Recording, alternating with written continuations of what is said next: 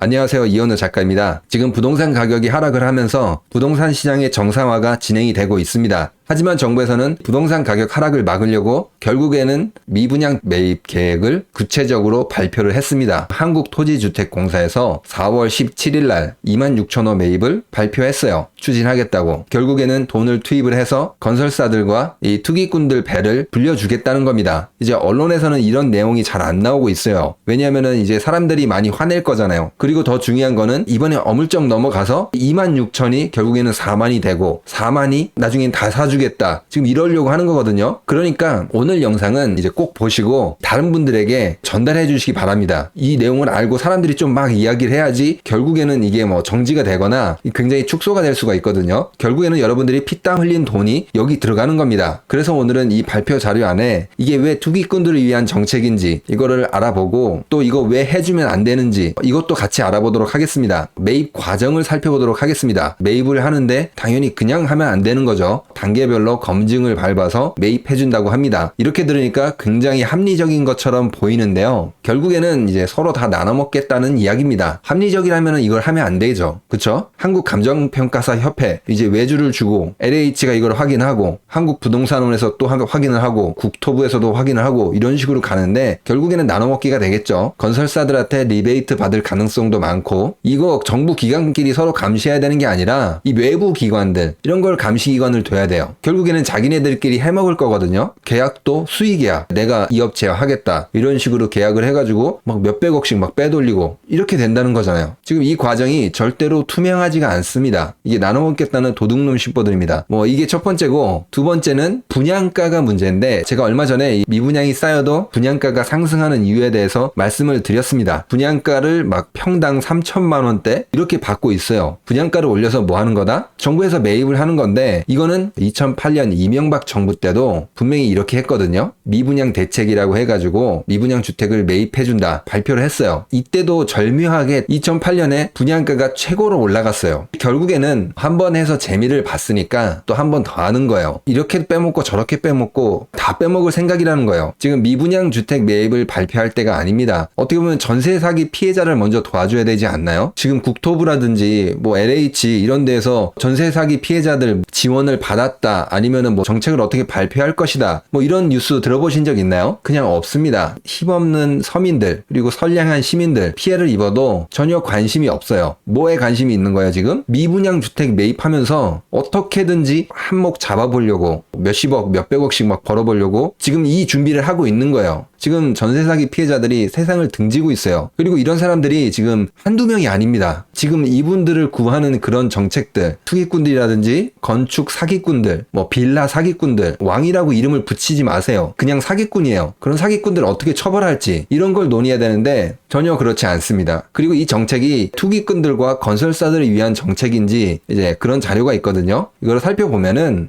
지금 이 그래프는 이제 매입하겠다고 발표한 지역들의 물량입니다. 각 지역별로 얼마를 매입하겠다 뭐 이런 식으로 발표를 했어요. 근데 지금 서울, 인천, 경기 사실상 여기만 매입을 하는 거죠. 다른 지역은 매입할 생각이 거의 없습니다. 결국에는 이거는 수도권 집값을 방어하겠다는 의지입니다. 집값 방어하고 기다리다 보면은 금리 내리면은 어떻게 되겠지 대충 땜질을 하려고 하는 그런 의도가 보이거든요. 근데 지금 이게 재밌는 게 제가 서울에 이렇게 점점점 표시를 해놨어요. 2023년 서울 매입 물량이 한 5,500호가 됩니다. 2023년 2월 기준 서울의 미분양이 2,000건 정도 있어요. 근데 지금 계획을 5,500으로 잡았거든요. 그러면 이게 뭘 뜻할까요, 여러분? 결국에는 서울의 미분양이 2023년에 최소 5,500이 나온다는 거예요. 지금 2,200인데 매입을 앞으로 5,500을 더 하겠다. 이 말은 지금 정부에서 생각하는 게 미분양이 지금 최소한 2023년에 서울에 5,500이 나올 테니까 지금 대비해야 된다. 그거거든요. 그러니까 앞으로 부동산 시장이 더 안 좋아질 것이다. 미분양이 더 많이 늘어날 것이다. 그것도 서울, 경기, 인천에서 그거를 알려주는 지표입니다. 하지만 언론은 지금 뭐 하고 있죠? 지금 열심히 또 언론으로 영업을 하고 있어요. 사실상 언론이 아니라 건설회사의 마케팅 부서라고 할 수 있죠. 기자들도 그냥 마케팅 직원, 부동산 마케터 이렇게 부르면 옳을 것 같아요. 이런 거를 이야기를 안 하고 있어요. 발표가 났으면은 서울의 미분양 매입 물량이 5,500으로 발표가 됐다. 그 말은 앞으로 미분양이 늘어난다는 거예요? 줄어든다는 거예요? 이제 늘어난다는 거잖아요. 그런 거를 자세히 분석해서 알려줘야 되거든요. 근데 전혀 이런 것도 하지 않고 있습니다. 반등한다고 뭐 헛소리하고 있는데 지금 시장이 좋으면은 지금 미분양 매입을 왜 해요? 그리고 이 자료를 보면서 또 생각하는 게 지금 2008년 6월 11일 이 미분양 대책 그 뒤로 이제 서울 집가 분양가는 계속 하락을 했어요. 이번에도 어떻게 된다는 거예요? 미분양을 발표했으니까 분양가도 하락을 하고 부동산 시장도 계속 침체기로 들어간다는 겁니다. 그럼 이제 왜 건설사들이 망해도 되는지 이것에 대해서 좀 알아보도록 할게요. 지금 보시면은 건설사가 뭐 망하면은 큰일 날 것처럼 이야기를 하는 사람도 있거든요. 그런데 지금 오른쪽 그래프를 보시면은 건설 산업의 실질 GDP 비중, 우리나라 생산에서 얼마큼 비중을 차지하고 있느냐 이거를 나타낸 그래프인데 1996년부터 꾸준히 하락을 해서 이제 전체 GDP 비중에서 6%가 좀 안 돼요. 그렇게 큰 비중을 차지하고 있지 않아요. 건설사들만 이렇게 특혜를 준다는 거는 사실 말이 안 됩니다. 건설사 몇 개 망했다고 해서 우리나라 GDP 뭐 완전히 막 무너지고 그러지는 않다는 겁니다. PF도 연장해줘야 된다. 대출도 뭐 지원해줘야 된다. 그러는데 그 돈은 또 어디서 나오나요? PF 연장해주면은 이자 있잖아요. 몇십조 단위가 그러는데 그 이자만 해도 얼마요? 몇천억일 텐데 그 이자는 또 누가 감당하죠? 그것도 정부가 감당해야 되나요? 또 혈세를 투입해야 되나요? 이거는 어떻게 보면 시장 원리와 굉장히 맞지 않는 거죠. 양쪽 그래프는 이제 종합건설의 기업수, 전문건설업 기업수, 건설사들의 숫자인데 기업들은 계속 늘어나고 있어요. GDP 대비 비중은 작아지는데 기업들은 늘어나고 있어요. 바람직한 현상은 아니잖아요. 우리나라 경제 성장에 엄청나게 기여를 하고 기업 수가 많아지면 좋은데 그런 게 아니라 쓸데없이 숫자만 많아지고 있다는 거예요. 지금 보시면은 건설 투자의 경제 성장 기여도를 살펴보면은 지금 거의 마이너스나 다름없습니다. 우리나라 경제 성장에 방해가 된다는 거예요. 오히려 지금 그래프를 보시면은 1960년도, 1990년도 이때는 우리나라 경제 성장에 많이 기여를 했어요. 그거는 사실이에요. 근데 지금은 솔직히 아닙니다. 그렇기 때문에 시장에서 자동적으로 퇴출당해도 괜찮습니다. 우리나라 전체적으로 봐서도 그렇게 큰 타격이 없다는 겁니다. 굳이 여기에 막 매달려가지고 막 미분양을 매입해주고 PF를 뭐 대출을 막 연장을 해주고 그럴 필요 없다는 거예요. 이 망하는 것도 어떻게 보면은 자본주의의 원리입니다. 경쟁력이 떨어지면은 자동으로 어떻게 되는 거예요? 도태가 되는 거죠. 망하는 것도 자본주의예요. 그러니까 건설사들 망하면 큰일 난다. 이거는 아니라는 것입니다. 장기적으로 보면은 오히려 경제가 더 건강해지는 그러한 일이 될 수도 있습니다. 그리고 이제 미분양 매입을 한다고 하는데 물론 반대도 할 수 있는데 찬성도 할 수 있어요. 이제 서울 아파트 한 3.5억이면은 찬성할 수 있습니다. 이제 그 이유를 말씀드릴게요. 지금 보시면은